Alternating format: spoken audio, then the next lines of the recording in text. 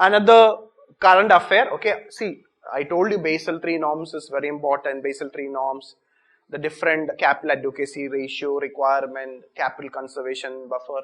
So Basel III norms also introduced a very important concept, what is called as counter-cyclical capital buffer.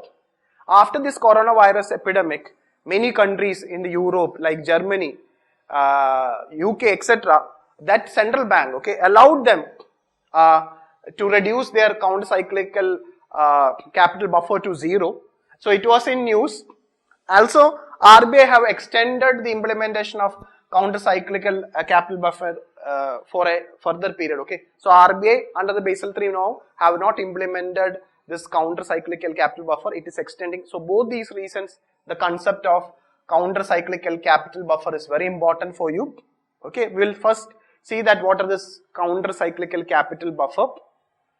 So basically, this counter-cyclical capital buffer is a buffer norm which is required to be met by a bank under the Basel III norm.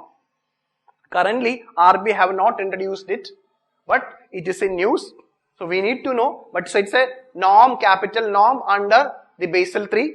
Okay, so under this banks, okay, so under this buffer, banks are required, see, certain capital, okay, banks are required to build a buffer, okay, banks are required to build up a buffer to maintain flow of credit during difficult times, okay, as the term suggests, okay, it is counter-cyclical, okay, you know that in a business cycle, there will be good time will be there will be bad time will be there. During the counter-cyclical period, during the difficult time, in order to meet, see, during what happened, during the difficult time period, there will be liquidity constraints will be there. There will be low, see, during difficult times, bank should lend more. But what happened? During the difficult times, bank will not have necessary capital. So bank will lend less. So this capital, this buffer, counter-cyclical capital buffer can be used by bank. If they are having a buffer, this capital can be used by the bank to lend during the difficult period and try to improve the liquidity in the economy.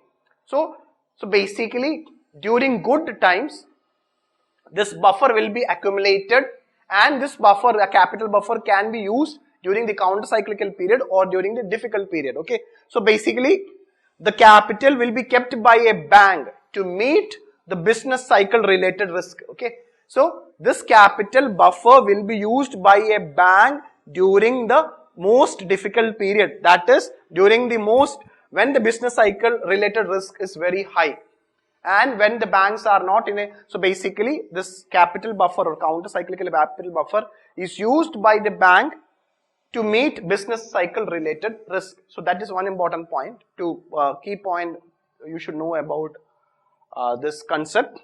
Okay, now this question is very important. The 4 choices is explaining about different concepts. So by solving this question, we will get to know about different concepts. We will deal one by one. Choice A.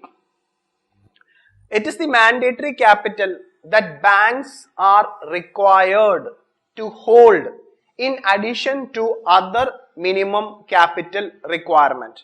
Actually, this is the definition for capital conservation buffer, which is another current affair.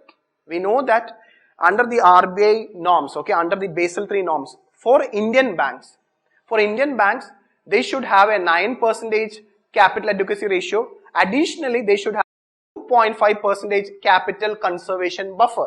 Okay, so this capital conservation buffer is the mandatory capital that banks are required to hold in addition to other minimum capital requirements. So choice A is the definition for capital conservation buffer.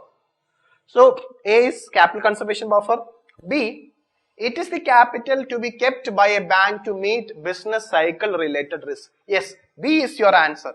This is the concept of counter cyclical capital buffer we already discussed. Now what about C?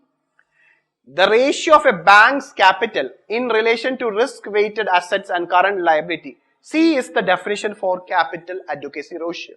I have discussed in detail regarding capital adequacy ratio, the concept. Those who want to know, you can search for our video on capital adequacy ratio. So C is the definition for capital adequacy ratio. Then choice D, the bank's primary funding source consisting of shareholders' equity and retained earning. This is the definition for core capital or tier 1 capital. So 4 definitions have been given. Revise this question, you will be knowing 4 different concepts. So answer here is B.